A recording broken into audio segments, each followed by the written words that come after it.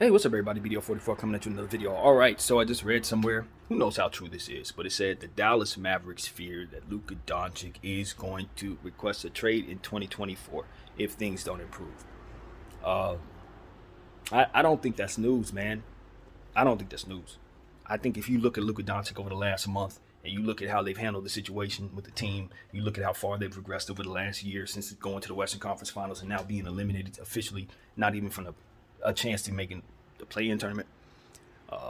Team not suiting up all its players in the final game when they have an opportunity to be to be eligible for the play-in tournament, and then proceed to talk about, well, we're just tanking. Why the hell didn't you tank for a real pick if that's what you were doing?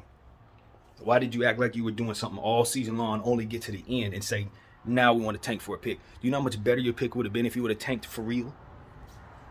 This is the type of stuff that you ask your team if you're Luka Doncic. It's like, we could have did this all season long. I'd have been 10 times healthier, that much more, with more talent on my team next year. All of this would have been better if y'all would have committed to tanking at the beginning of the season instead of lying to people as soon as we lost Jalen Brunson about whether or not we're going to continue to compete.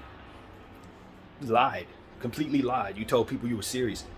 Went and got Kyrie Irving. You knew damn well on paper that wasn't going to look like nothing. Y'all didn't have no interior defense. Anybody who knew basketball even a little bit knew this wasn't going to work. But you guys brought him in here anyway. Let the media sell the Dallas public the fact that this team was going to be really, really good. And you get to this point where they don't even compete when it's still mathematically a chance for them to do so. I personally wouldn't want to buy nothing that the Dallas Mavericks are selling after that last game. I wouldn't buy nothing. And don't you dare sell me that this is part of the process when y'all didn't tank it to the last day of the season. The difference is probably between the 13th pick and the 17th pick with this bullcrap they just pulled yesterday. Threw Luka Doncic's season completely out the window.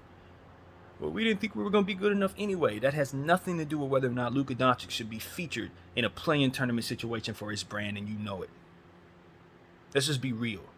And that's exactly what I would say to everybody in Dallas who's behind the scenes in that Dallas Maverick organization. You know damn well that for his brand, he should be out there playing playoff or play-in tournament basketball anyway. And if you have a chance to get him to the playoffs for those moments, you had that responsibility as somebody who owns that player. These are the type of things that we're going to hold people accountable for. We're not going to let them think that the stuff they do is cool when they do stuff like this. This ain't cool. This is not how you do this. If you're going to tank, you tank from the beginning so that your team actually has a chance at a good pick. You don't get all the way to the end when you don't have nothing but 3 or 4 assets and talk about, oh, we want to try to position ourselves to get the best lottery pick. No, because if you were doing that, you would have did it from the beginning. Best is the word. Gonna sit up here and say, we're so close yet so far, so let's just mail it in and tank. You're not tanking. You're quitting. And you're living with the results of that.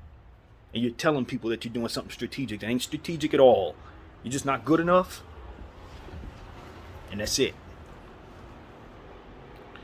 And my thing is, that is when you look at people and say, you gotta go. Now, I don't know what's going on in the Dallas Mavericks organization as far as their infrastructure or how upset their fans should be or none of that. I don't know. I'm just telling you that that's when I look at people and say, you gotta go. That's when I look at it. When you tell me that you're serious all season long, you make a trade that I know damn well on paper is trash, and then from there tell me that you're just going to quit at the last minute because we just couldn't get over the hump. No, you couldn't get over the hump. You chose not to get over the hump. You chose to look at that hump and decide to do something else instead of climbing it. I'm cool. Dallas, you guys got some changes to make, man. And if I'm Luka, I got some changes to make too, because I'm going to be playing for somebody else next year. I'm not doing this with you. I'm not doing this with you because what you've shown me throughout the time that I've been here is that y'all can't put together a good team. Even the Jalen Brunson team that y'all had wasn't that good. It was just him and Jalen Brunson able to dominate. The rest of the team wasn't that good. We know that. Anybody that watched that Dallas Mavericks team last year know they overachieved and had no chance at the championship, even though they made the Western Conference Final. No chance. Why? Because they didn't have interior presence. You think they would go out and do that? No. They went and got Christian Wood, who doesn't play no defense, and then proceeded to make him half of the player that he is. Half. Like, they don't even play him to his strengths. They just sit him there and say, these are your weaknesses, and that's why we don't play you. Fools. This guy can average like 25 points if you give him the ball in his spots. Yeah, but it's the Luka Doncic show. Everybody's terrified of losing Luka Doncic, and everybody does everything that would make Luka Doncic want to leave in the process. Makes no sense. Everybody's terrified of this guy losing, but does none of the stuff that helps him happy, make him happy. Nothing. I'm gonna go off and get him the best fourth quarter player in the game. People, that's his strength. He's one of the best fourth quarter players in the game. If it ain't Kyrie, it's him.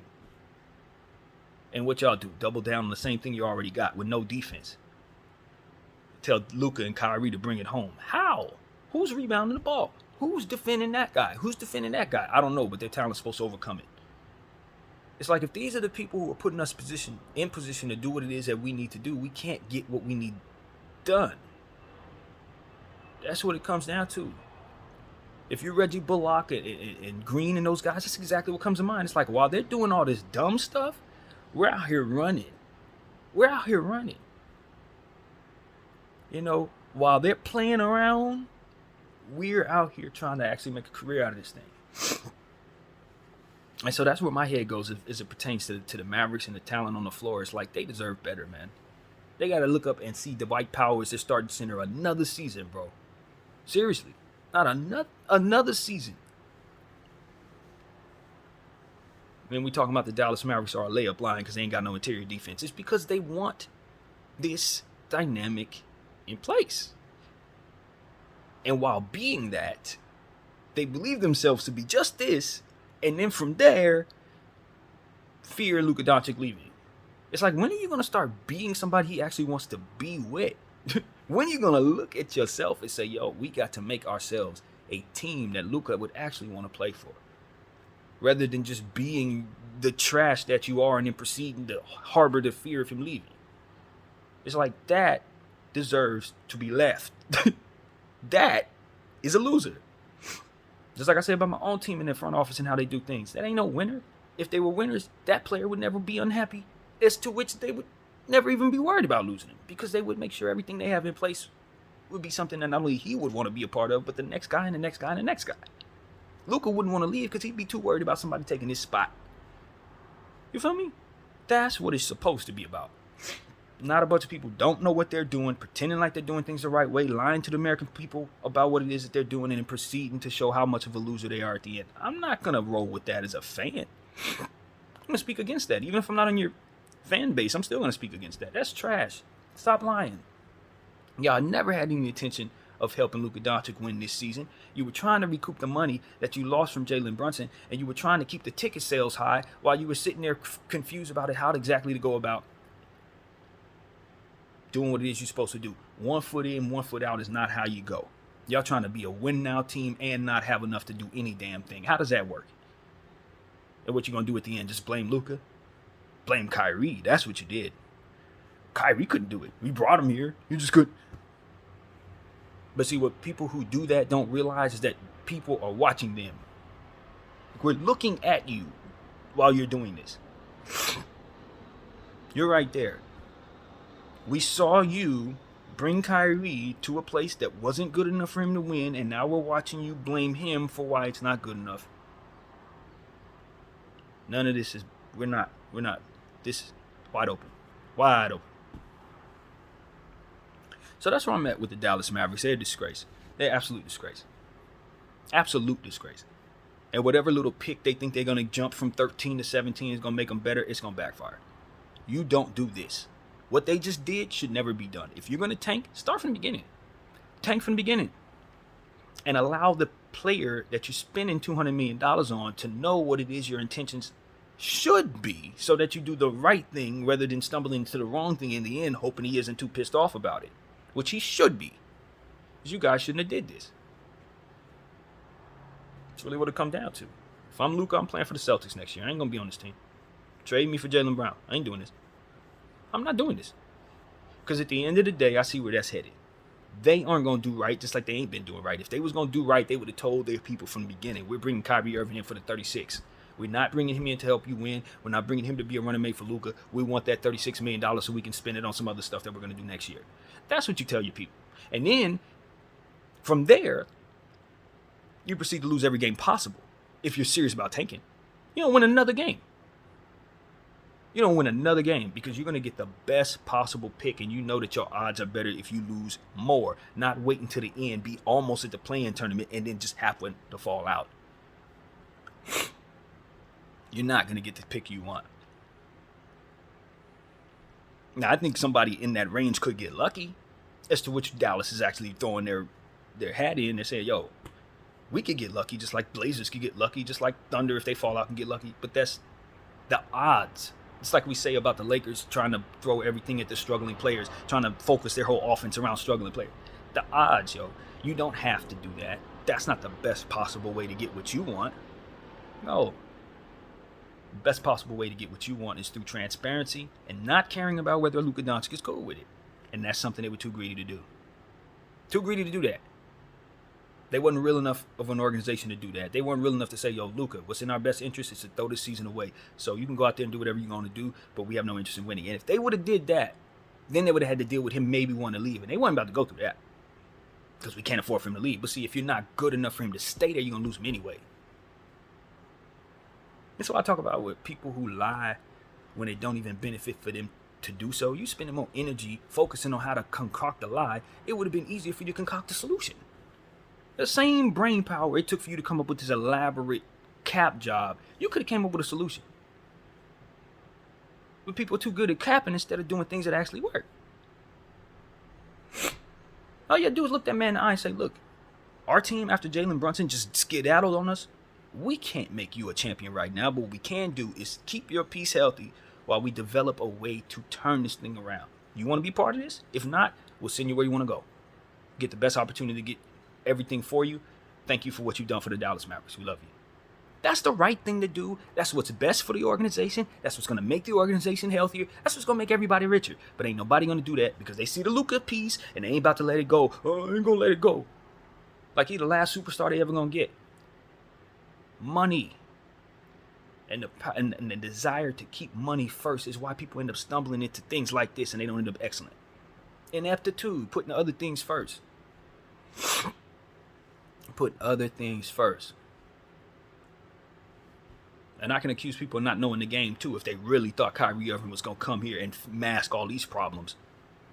I have to question your basketball IQ. And so it just becomes a situation as a fan. I'm just like, yo, I'm not cutting nobody any slack in this league anymore, man. If I ever did, it won't be now. Especially if it pertains to situations like this where there's a huge facet of paid people telling people to believe in things that do not work. Dallas is going to be a champion. Brooklyn's going to be a champion. The Lakers are the best defensive team in the league. Phoenix got the deepest team in the league. These things are not at all the truth. I don't know how else I can articulate that to the people that follow me. These people are telling you things that they do not believe. That's what that is. They're telling you things that they do not believe. And every bit of the history of this league and the playoffs and how things are structured would tell you that this ain't going to work. But they're not going to tell you that. That's why I have to. And I think my credibility is solid. Because every time I told you one of these teams was fake and phony and wasn't about to do nothing, they didn't. I ain't been wrong yet when it comes to that. Sometimes I'm wrong about the teams I think are going to do something, which really is frustrating. When you consider how things are manipulated, you start to wonder if what you see is really what you see. I'm always right when it's something bad, but I'm never right when it's something good. Maybe I just suck at what I do. But what I'm telling you is that never looked like it was going to work. Never did. None of those situations. They never looked like they were going to work to me. Why? Because it takes certain things to make certain things work. It takes certain things to make certain things work. And we talk about depth all the time. People want to poo-poo depth. All I need is Booker, KD, Ayton, and CP3, and I can win a championship. Not when Wainwright's going 1 for 8 and you need him on the floor. It's not happening. I don't know what people don't understand about this. KD, Devin Booker, CP3 and Ayton cannot play 48 minutes for 16 straight games and not get in any foul trouble. This is what people need to understand. And in the process of that foul trouble, what you're going to see is more of that bench. And when that bench comes in against real talent who ain't going to be sitting down because it's playoff time, you're going to have Wainwright going up against De'Aaron Fox and those guys. He's going to be going up against Keegan Murray and those guys. And when that happens, that's when the score goes up for the other team. It's just what is going to happen. Now, Booker may be on the floor for all that. He may be able to hit a couple jumpers. Is that going to stop the onslaught of playoff basketball coming at him full force? No.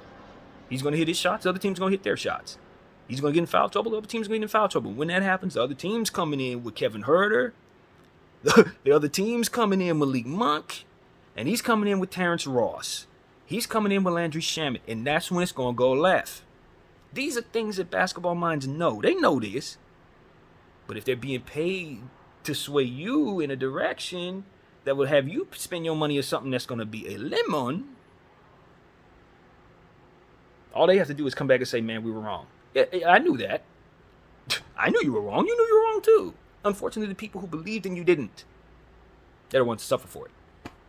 You get a paycheck. I get to sit back and watch it and be okay with it. No. Sorry, ESPN. I do not care for that. Why? It's not because I don't get paid for it. I don't value money like that. Money ain't my God. It's because I know it dilutes the product. It dilutes the sport.